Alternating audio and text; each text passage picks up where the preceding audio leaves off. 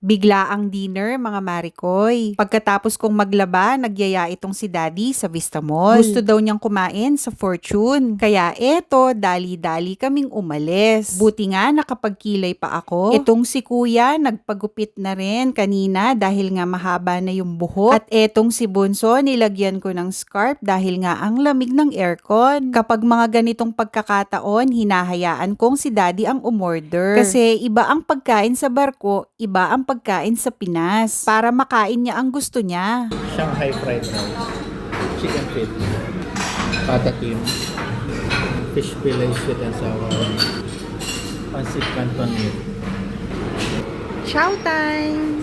Kada kumakain kami, laging nauuna itong si Bunso. Ako yung tipo ng nanay na kahit huli akong kumain, basta makita ko lang busog ang pamilya ko, ay okay na ako. So guys, ito na po sila. And the winner is Mikoy.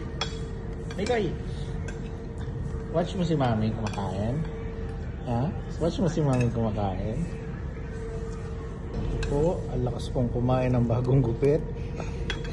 Sulit na naman ang araw dahil kumpleto kaming sama-sama. So yun lang, mga Marikoy. Bye!